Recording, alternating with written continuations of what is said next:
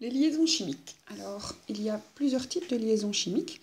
Il y a les liaisons chimiques entre métaux, qui sont les liaisons métalliques, les liaisons entre les métaux et les non-métaux, qui sont les liaisons ioniques, et les liaisons entre non-métaux, qui sont les liaisons covalentes. Alors, avant de commencer à voir les différentes liaisons, on peut se rappeler des différents types d'atomes. Dans un tableau périodique, en fait, sur la gauche, il y a les métaux, c'est les éléments majoritaires, il y a vraiment beaucoup de métaux. Donc toutes les familles B sont des métaux de transition. Les familles 1A, 2A et 3A. Et puis un petit peu encore dans les colonnes suivantes, il y a quelques non-métaux, pas grand-chose, une quinzaine. Et puis il y a les gaz rares. Alors les gaz rares sont dans une cible. Pourquoi est-ce qu'on les a mis dans une cible? Parce que c'est un but à atteindre. Donc c'est l'état dans lequel les atomes se sentent le mieux. Donc les gaz rares sont des atomes stables. Ils sont toujours seuls, donc on les appelle monoatomiques, ils ne font jamais de liaison. Ils sont heureux comme ils sont et les autres atomes veulent leur ressembler. Donc pourquoi est-ce que ça se passe bien pour eux? Ils ont en fait leur dernière couche d'électrons qui est en duet ou en octet. Donc on représente la dernière couche des électrons dans une croix, c'est la représentation de Lewis. Et pour les gaz rares, cette croix est complète. Donc ils ont chaque fois 4 petites barres, et chaque petite barre représente 2 électrons. Donc 1, 2, 3, 4, 5, 6, 7, 8, c'est le nombre d'électrons d'un gaz rare. La plupart des gaz rares sont comme ça, ce qu'on appelle en octet, 8 électrons.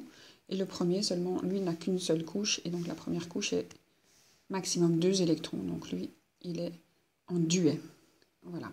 Donc avoir une dernière couche complète pour le premier, complète pour le deuxième, ou bien en octet pour les suivants, c'est être à l'aise, c'est être à la mode, c'est ne pas vouloir changer pour les gaz rares. Donc après, nous avons la catégorie des métaux. Donc les métaux, eux, sont les atomes qui sont sur la gauche du tableau périodique, dans les colonnes 1A, 2A et 3A majoritairement. Et donc ils n'ont pas beaucoup d'électrons sur leur dernière couche. Dans la première colonne, on vient d'aller à la ligne, et donc on a commencé une nouvelle couche. Donc on a soit un électron dans la dernière couche qu'on commence à remplir, ou bien 2 si on a avancé d'une colonne, ou bien 3 si on a avancé d'une troisième colonne, ainsi de suite. Et donc les métaux, ils doivent, pour ressembler aux gaz rares, donc avoir 8 électrons, mais ils ne vont pas pouvoir remplir leur couche jusque 8, c'est pas facile. Quand on est à 1, d'en gagner 7 de plus, on se retrouvera avec 7 charges négatives, donc eux vont avoir la tactique du jeu de loi en arrière. Donc ils vont reculer. Donc ils vont reculer d'une case pour atteindre la ligne précédente qui est celle des gaz rares. Donc le lithium, qui a 2 et 1 électron, donc son numéro atomique c'est le numéro 3, il va vider sa dernière couche. Et dans ce cas-là, il va se retrouver avec 2 électrons dans la couche précédente, et donc il va être en duet, il va être stable. Donc le lithium, il vide sa dernière couche, donc il a 1 point, mais il perd cet électron, il efface sa tâche, et il devient du lithium positif. Un seul pouce. Donc il fait un cation à une seule charge négative. Si on prend le magnésium, donc si on regarde ses électrons par couche, on voit qu'il est 2, 8, 2. Et donc lui, il va vider sa dernière couche aussi. Et donc il va se retrouver avec les électrons de la couche précédente. Donc lui, il va perdre 2 électrons. Donc il vide complètement leur dernière couche. Donc soit 1, soit 2, soit 3. Donc le magnésium, il va faire un ion 2+, parce qu'il veut effacer 2 tâches pour vider sa couche, et il se retrouve avec les 2 couches précédentes, 2 et 8, et donc il est en octet, il est content. Donc les métaux vident leur couche pour ressembler aux gaz rares et deviennent des cations. Les non-métaux, eux, par contre, ils ont beaucoup d'électrons. Donc c'est ceux de la colonne 7A. Dans la colonne 7A, ils ont 7 électrons dans leur dernière couche, et donc ils n'ont pas de tâche, ils ont en fait un trou. Et donc eux vont essayer de compléter leur couche. Donc par exemple le fluor, qui a 2 et 7 électrons, pour arriver à 8, il ne va pas effacer, il ne va pas vider toute sa couche, il va lui la compléter. Donc le fluor, lui, ne va pas faire moins des électrons, il va faire plus un électron. Et donc il va se retrouver F-. Donc les non-métaux, ils doivent compléter leur dernière couche pour ressembler aux gaz rares. Ils prennent des électrons, ils deviennent des anions. Si on prend le soufre, il est 2, 8, 6. Dans la colonne 6A, on a 6 électrons sur la dernière couche. Et donc lui, il a 2 trous. Donc le soufre, il va prendre 2 électrons. Donc on représente la structure de Lewis avec dédoublé. Donc le fluor, il en avait 7. Une fois qu'il en a gagné un de plus, ben, il a comblé son trou. Et le soufre, il y avait 2 trous. S'il prend 2 électrons, ben, il se retrouve avec 2 charges moins et il a comblé tous ces trous. Et ainsi de suite. Donc celui-ci va prendre 3 électrons. Pour celui-ci, ce sera plus difficile de faire des anions à 4 charges, donc ça on ne les observera pas. Alors l'hydrogène est un cas particulier, donc lui il est dans la colonne 1A, mais il ne fait pas partie des métaux, il est bien dans les non-métaux. Donc l'hydrogène en fait il a un électron, il ne va pas vider sa couche, effacer sa tâche comme le sodium ou le lithium, parce qu'en fait s'il efface sa couche, mais comme il n'a qu'un électron et rien d'autre, il n'a pas de couche en dessous, donc il est tout nu. Donc lui il va plutôt avoir tendance à faire comme les non-métaux, à gagner, à remplir sa couche. Et lui, c'est assez facile de remplir sa couche, puisqu'il doit atteindre un état à 2 électrons. Donc, il doit être à un état en duel. Donc, pour avoir un deuxième électron, il se retrouve avec une couche complète, lui. Sa couche est complète avec 2 électrons. Donc, ici, il est dessiné un petit peu trop bas. Il est dans la ligne précédente. Donc, l'hydrogène est un non-métal. C'est important à retenir pour la suite et de bien choisir de sa liaison. Après, donc les non-métaux et les métaux et les gaz rares, on en a reparlé. On va maintenant commencer à faire des liaisons. Donc la première liaison qu'on peut voir, c'est quand on lie un métal avec un non-métal. Alors ça s'appellera la liaison ionique, donc ça c'est à connaître, et donc on la retrouvera dans les molécules qui contiennent un métal et un non-métal, puisque c'est une liaison entre un métal et un non-métal, et ça c'est les formules des sels. Alors les sels sont formés d'ions, d'une multitude d'ions installés,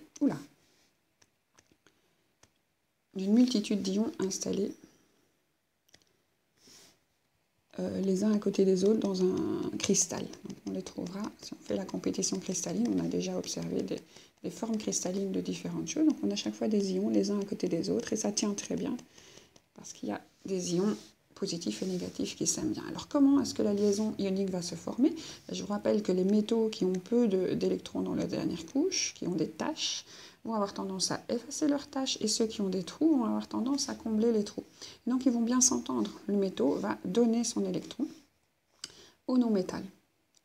Et donc on va avoir le calcium qui va avoir perdu ses électrons. Donc s'il avait 2 points, il se retrouve 2+, s'il a effacé ses 2 taches.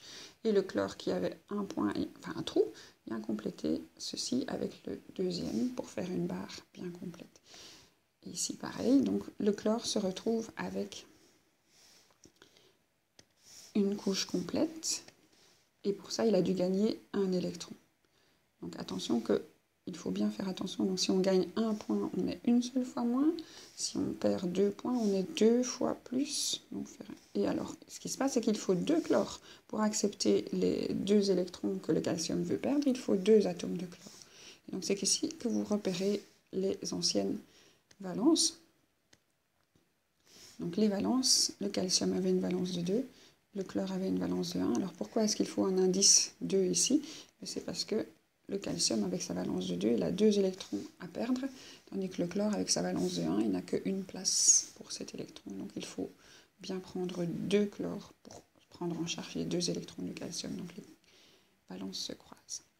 Donc formation de la liaison, le métal veut vider sa couche, il donne ses électrons, le non-métal veut remplir sa couche, il les prend. La formation, c'est le métal donne tous ses électrons au non-métal qui complète jusqu'au octet.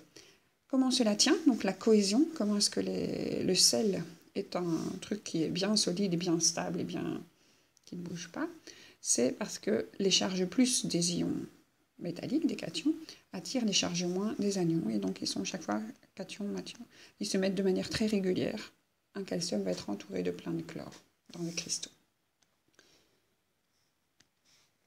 On passe à la liaison suivante.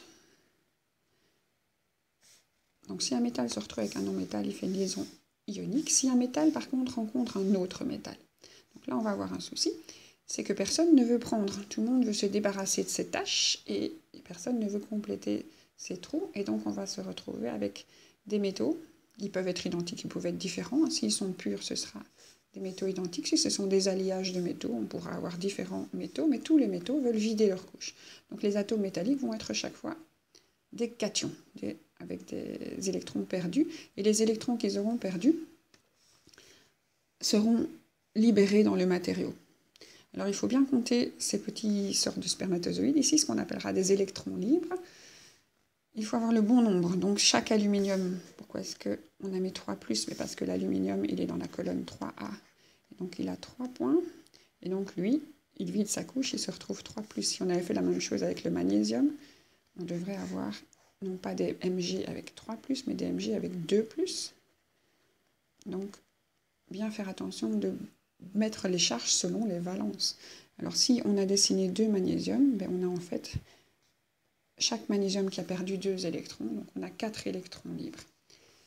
Voilà, alors ça, c'est comment ça se forme. Les métaux veulent vider leur couche, ils donnent tous leurs électrons, ils deviennent des cations, et leurs électrons sont autour d'eux, en train de tourner dans tous les sens, ils sont libres. Alors comment est-ce que ça tient? 2 choses positives l'une à côté de l'autre, normalement ça ne devrait pas s'aimer. En fait, ces électrons libres neutralisent, donc les charges ici ne sont pas vues par celui d'à côté parce qu'il y a toujours des électrons, et comme ils passent de l'un à l'autre, ils neutralisent et ils vont tenir toute la structure.